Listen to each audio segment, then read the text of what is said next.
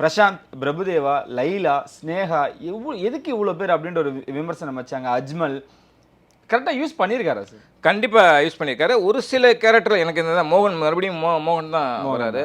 மோகன், அஜ்மல் கேரக்டர்லாம் இடையில காணாமல் போயிடுறாரு வச்சுங்களேன்.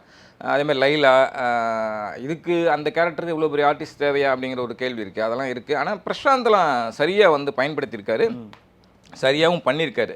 அதிலே வந்து டயலாக் வரும், நீ சின்ன வயசுலேருந்து ஓவர் ஆக்டிங் பண்ணுற மாட்டின்னு விஜய் வந்து கிண்டல் அடிப்பார்.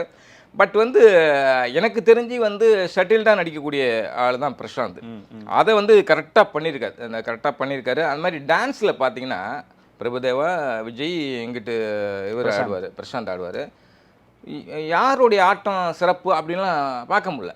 3 பேருமே சிறப்பாக பண்ணியிருக்காங்க. ஏன்னா 3 பேருமே நல்ல கைத்தேர்ந்த டான்ஸர். ஆமாம்.